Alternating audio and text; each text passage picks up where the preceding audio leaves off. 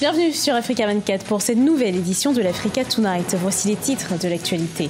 Au Cameroun, un plan d'assistance humanitaire d'urgence pour les régions anglophones du nord-ouest et du sud-ouest. L'objectif, financer la reconstruction des régions anglophones. Au Togo, l'activité de 12 institutions de microfinance ont été suspendues. Le gouvernement entend mieux réguler le secteur. La contribution du secteur de la microfinance à la bancarisation est estimée à 48,2% en 2017. Et puis au Tchad, le Tchad fait face à une crise socio-économique au sein du secteur public et à une augmentation du taux du chômage des jeunes. Le gouvernement prend des mesures pour aider les jeunes diplômés sans emploi.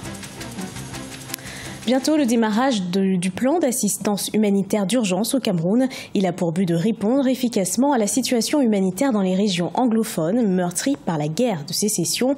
Ce plan bénéficie d'une enveloppe de près de 13 milliards de francs CFA financée par l'État du Cameroun. Viviane Baoken.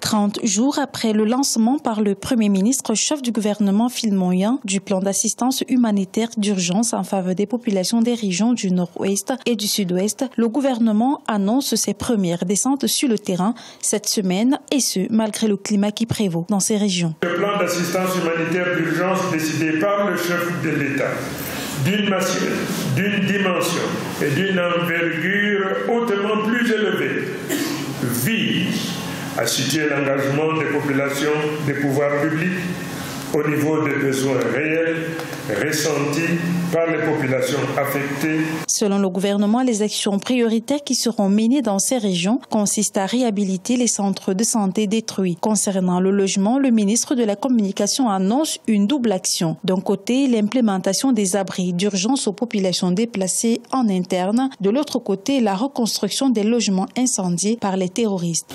Il s'agit en effet, en termes d'objectifs stratégiques, de rétablir un cadre de vie propice à l'épanouissement et au développement des communautés concernées, d'apporter une assistance humanitaire d'urgence aux populations en détresse, d'assurer la réinsertion socio-économique des personnes et des communautés victimes de violences. Le plan d'assistance humanitaire d'urgence sera doté d'une enveloppe de près de 13 milliards financée par l'État du Cameroun et les apports de solidarité nationale. Au terme de l'année 2018, la croissance du Cameroun pourrait atteindre 4% selon le Fonds monétaire international. Une prévision envisagée malgré la résilience économique du pays et la crise sécuritaire sociale qui sévit dans l'extrême nord, le nord-ouest et le sud-ouest du pays. Les détails dans ce reportage de Neilei Claude Bessa. Le Fonds monétaire international estime que la croissance du Cameroun a ralenti à 3,2% en 2017, principalement en raison d'une forte baisse de la production pétrolière et malgré le rebond graduel des prix internationaux constaté les derniers mois. Cependant, la performance du pays, dans le cadre du programme de la facilité élargie de crédit, a été satisfaisante et les réformes structurelles dans la gestion des finances publiques avancent positivement. Les perspectives macroéconomiques pour 2018 restent positives, avec une croissance qui devrait rebondir à 4%, tiré par le démarrage de la production de gaz, les activités de construction pour la Coupe d'Afrique des Nations 2019, le rebond des cours du pétrole et de l'amélioration de l'approvisionnement énergétique, tandis que l'inflation devrait rester faible. Cette satisfaction de l'institution de Bretton Woods a favorisé un décaissement de 77,8 millions de dollars en faveur du pays. L'agence monétaire a par ailleurs rappelé les engagements des autorités sur l'adoption de réformes économiques visant à rétablir la viabilité budgétaire et externe, ainsi qu'à soutenir la croissance du secteur privé. Les engagements avec le FMI imposent une rigueur dans la politique budgétaire et cette rigueur doit se poursuivre. D'abord, créer la valeur ajoutée des produits, augmenter les exportations de produits à valeur ajoutée pour augmenter les recettes au niveau de la balance commerciale. Pour rappel, un programme économique et financier triennal appuyé par une facilité élargie de crédit a été conclu entre le Fonds monétaire international et le Cameroun pour un montant total de 680,7 millions de dollars.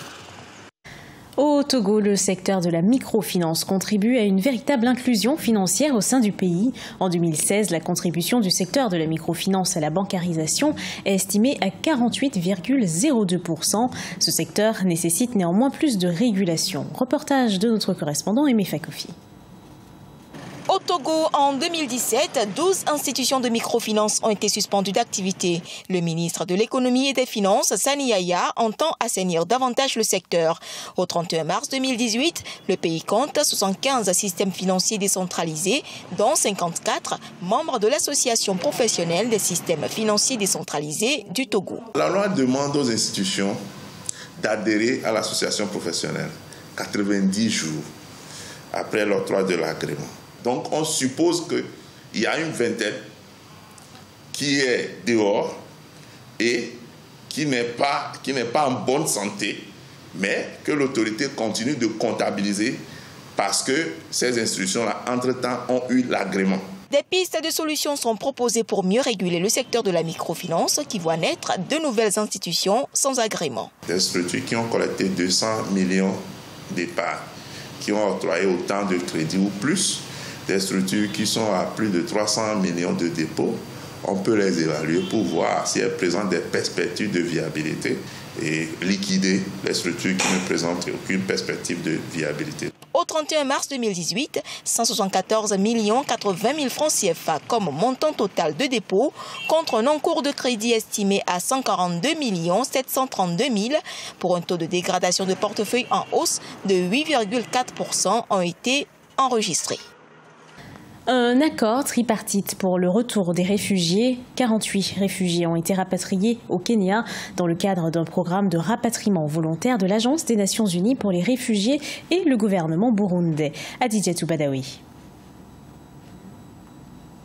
Ils sont 48 anciens réfugiés burundais qui sont de retour à Bujumbura après avoir vécu pendant plus de 3 ans au Kenya. Ils y étaient à cause de l'instabilité politique qui est née suite à la volonté du président Pierre Nkurunziza de briguer un 3e mandat en 2015. Pour ces réfugiés, leur séjour au Kenya n'a pas été aisé. J'ai été volontaire pour entrer à la maison. Il m'était difficile de rester au Kenya sans emploi. J'ai même cherché des emplois subalternes au point de vouloir travailler dans une ferme au Kenya, mais c'était impossible. Alors j'étais simplement désœuvré et j'attendais des rations alimentaires du HCR. À leur arrivée, Félicien Bahati et ses compatriotes sont conduits dans un centre de transit. Ici, ils reçoivent une aide alimentaire ainsi qu'une enveloppe de $60 américains par adulte et $48 pour les enfants. Ceci avant d'être réintégrés dans leur village. Plusieurs d'entre eux nourrissent l'ambition de mener des activités génératrices de revenus. Ceux qui sont rentrés il y a 1 an ont maintenant récolté leur culture. Si ceux qui sont revenus peuvent vivre sans difficulté, alors pourquoi devrions-nous être ceux qui rencontrent des problèmes ? Actuellement, le HCR recense près de 310 000 Burundais vivant en exil. D'ici le 25 juillet, 187 réfugiés burundais devraient être rapatriés du Kenya via 4 vols classiques tous les mercredis. Au Tchad, la réinsertion sociale des jeunes diplômés sans emploi est un défi. Les autorités ont initié une série de partenariats publics-privés pour faciliter le recrutement et encourager l'entrepreneuriat chez les jeunes. Reportage de notre correspondant Mahamat Ramadan, commenté par Thierry Ndassa.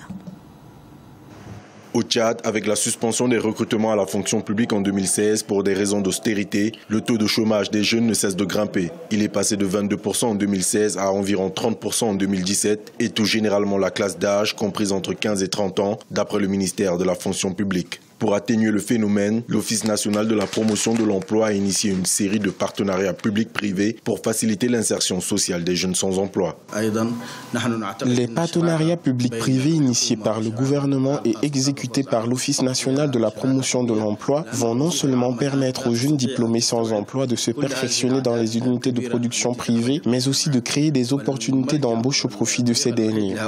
Avec la chute drastique du prix du pétrole sur le marché mondial, environ 3000 travailleurs du secteur pétrolier ont été licenciés et près de 2000 employés ont été mis au chômage technique entre 2014 et 2018. Pour les acteurs du secteur privé, la réduction du taux de chômage n'est possible que si les autorités misent sur les formations en liaison avec l'emploi. Souvent, les ouvriers qu'on recrute, ce sont des ouvriers non qualifiés. Quand on va déjà vers des secteurs pointus, on est obligé de faire recours à des expatriés. On a constaté même dans le cadre de projets pétroliers, il y a des activités très simples comme la soudure industrielle, comme la conduite défensive. On était obligé de faire appel à des Philippins. Pour rappel, au Tchad, la fonction publique demeure la plus grande pourvoyeuse d'emplois avec environ 63 000 agents civils de l'État, soit 1% de la population active. Par ailleurs, plus de 48 000 dossiers de demande d'intégration à la fonction publique enregistrés en 2017 sont en attente de traitement. Ce journal a été préparé par l'ensemble de la rédaction. Merci de l'avoir suivi. Retrouvez dans un instant une nouvelle édition d'Actualité sur Africa 24.